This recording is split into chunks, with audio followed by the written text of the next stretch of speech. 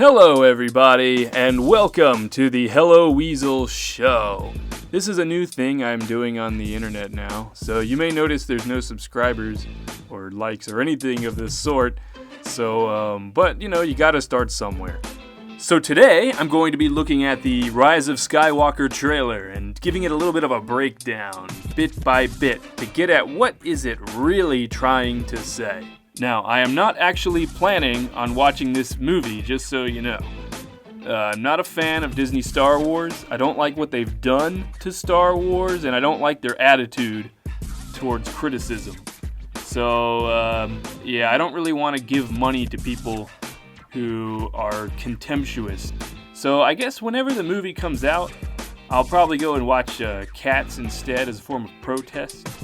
Because, let's be honest, Cats looks interesting, to say the least. It's something new, relatively speaking, compared to what we normally get. And so I'm into that, you know what I'm saying? I'm going to give Cats a chance. I know everyone likes to hate it, but I'm going to give Cats a chance because I like cats. Everyone likes cats. Like the actual cats, you know what I'm talking about? Like real cats, like the animal. So yeah, I'm boycotting it, and I strongly encourage you to do the same. Tell your friends, don't give them money. At least not in the first couple weeks. If you have to go see it, wait till it goes to like the second run discount cinema or something. Go see it there. But before we jump right in, let's look at a little bit of context, because that's going to affect the overall meaning of the trailer. The Rise of Skywalker suffers from the problem of coming straight after The Last Jedi, which is one of the craziest movies I've ever seen, in that it kind of seems to be trying to remove tension from the story, which is the opposite of what you're trying to do in the second part of a story. I guess you really subverted our expectations there, Rian Johnson. We were expecting tension to build, but instead you diffused the tension. Unlike The Empire Strikes Back, which increased the tension a lot and made it to where you had to see the next movie or else you couldn't sleep at night, well, this Disney trilogy diffuse the tension in the second movie to the point where you're kind of at zero at the end of the movie. Like the same way you'd be before watching any movies at all in a series. Yeah, there's no tension for the Rise of Skywalker to take advantage of. Anyway, back to the point, the Rise of Skywalker trailer. So let's get right into it. This is a clever way to visually invoke a sense of sentimental attachment to Star Wars. The kind of thing that you, when you were watching as a youth, you saw this logo a lot. It's an instinct. A feeling. Ah, it's an instinct, a feeling. Okay, well, now, I guess this is just kind of just mumbo-jumbo, which trailers are kind of notorious for, in my opinion. But anyway, so she throws her helmet on the ground. There's a training droid. She's running away from it, but she can sense the blaster bolts because she's Rey. She hasn't failed at anything yet, so it's a little bit like, why is she training? I don't know. She already beat Kylo, and I don't know who else she's building up to fight. Snoke died, but anyway... So she's training for some reason. The spooky music makes you think, ooh, there must be something ominous. But that's the music telling you, not the story thus far. You'd think the story would be working plus the music to make you really scared about what's going to happen, really anticipative. But instead, it's just the music is pulling all the weight. The Force brought us together. All right, now you could, get kind of philosophical about, what they're saying mean. The Force has brought us together. This is thematic. The theme of these movies is the Force doing things rather than the characters. The characters are pawns of the Force. That's kind of the the vibe you get when you're listening to people who are interested in or defend these movies is that's the kind of theme. But as far as I'm concerned, this is mumbo jumbo, which is designed to work with emotionally manipulative music in order to make you feel like you're watching a trailer to an epic movie that is must see. We're not alone. Good people will fight. Rose Tico is back, and she is a good person. If we lead them. Okay, so most of these shots appear to be relatively meaningless. It seems to be more like showing you that this movie is going to have cool stuff to look at. So, if nothing else, even if the story is not compelling in the slightest, you can still come for the cool-looking visuals. People keep telling me they know me. No one does. Nobody does. Nobody knows me. I'm not sure if this is like a sly wink to the audience, like, oh, we're on your game. We know that everybody's trying to judge Rey, but I don't know. Or it's them kind of trying to say, like, yeah, like, you know, we haven't really fleshed out this character at all. No one knows anything about her, but it's okay because that was intentional. It's part of the story. And I think that might be what they're really trying to do here, like, the complete lack of character development was because Rey's supposed to be mysterious. But I do. Oh, I see now. So Kylo comes up, right? He's got his helmet off. He's in the rain. He's wearing black. He looks sexy, right? And we all know that there's a group of people, I think they're called Reylos or something, and they really like to ship Rey and Kylo Ren because Rey is, as a Mary Sue character, she's there to be a blank slate for fangirls to essentially project themselves onto. So it's like, you know, oh, nobody knows me. Oh, Mom, you don't know me. And that sort of thing. And then you got Kylo saying, oh, I know you. Whoa, that's some sexy stuff right there. And so I think that's kind of what they're going for here. Long have I waited. And now you're coming together. So there's more visual showcasing. They're kind of showing you that cool stuff's going to happen in this movie.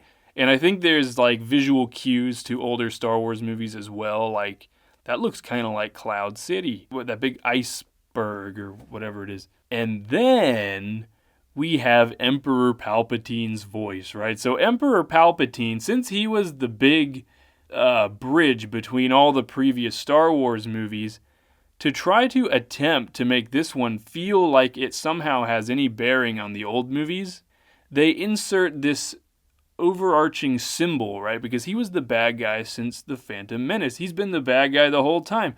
So we really need him back to tie this back into the rest of the movies. Instead of seeming like a completely random storyline that different directors took on and are going in different directions and pure chaos, they don't want people to think that. They want people to think that what they're dealing with here is a movie that is integrally related to all the previous movies. And that makes it a must-see. So it's like, oh no, this was all part of Palpatine's plan. He's trying to get everyone together, his enemies, so he can take them out all at once, which is actually what happened in Return of the Jedi, I think. So, good job. You're still going to be remembered for ripping off the older movies. What are you doing there, 3PO? Taking one last look, sir, at my friends. There's a word for that. It's called like kitsch or something. This scene is yee, if you know what I mean. And the reason why it's yee is because if he was saying this to Luke and Leia and Han, then it would actually make sense because those are his friends. But these people, I don't remember him actually really interacting with any of them. Oh no, 3PO, we're not friends with you. We were friends with the dude with the red arm. If you were our friend, we wouldn't be pulling your brain out. You know what I'm saying? To give you red eyes or whatever it is.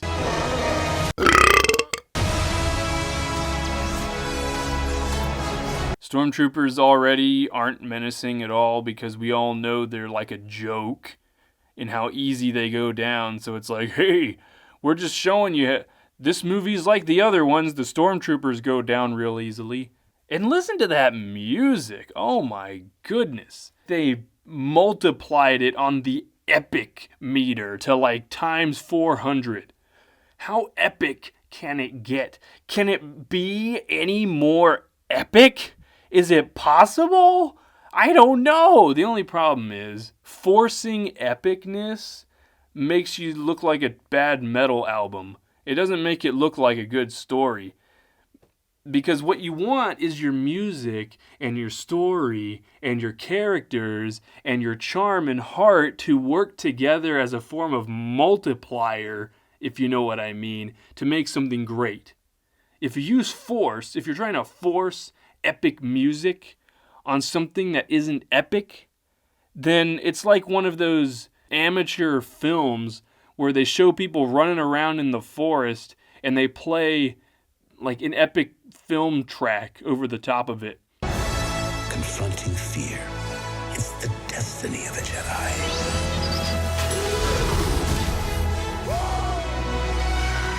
Your destiny.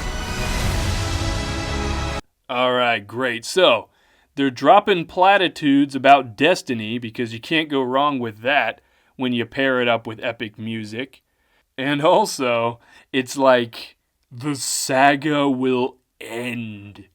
Now, this is a very sneaky thing to say because everybody knows the saga had already ended, right? With Return of the Jedi. That's where the saga ended. It was like stuff happened and the heroes won and we're all happy now. That's how it ended. But now they're trying to say that no, that wasn't the end. This is the real end, to kind of give it that must-see quality. Because if they were selling this as a sequel, it would feel even less relevant than it already does. They're riding horses on a Star Destroyer.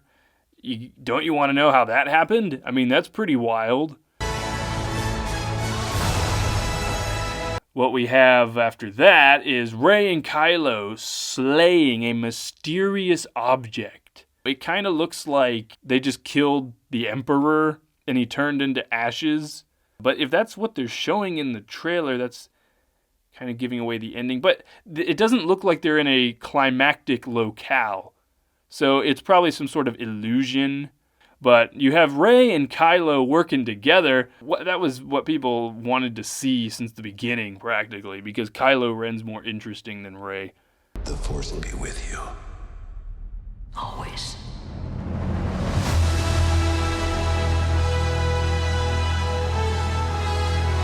Okay, and that was more of a work of audio presence than video presence. I mean, it just showed Rey, like, who cares? But if you actually just listen to that audio by itself, it's kind of masterfully put together. It's like, the Force will be with you. Always. And then flaring up into the Star Wars theme times 400 on the epic, forced epicness meter.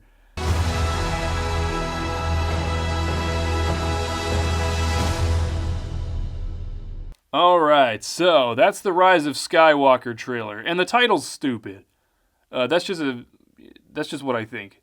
And it's another way to try to make it feel connected to the old movies, because it's like, oh, well, the other movies were about people named Skywalker, so this one's going to be the Rise of Skywalker. Now, I don't know what that means, and we're not supposed to know what that means. Kathleen Kennedy was real cheeky about it.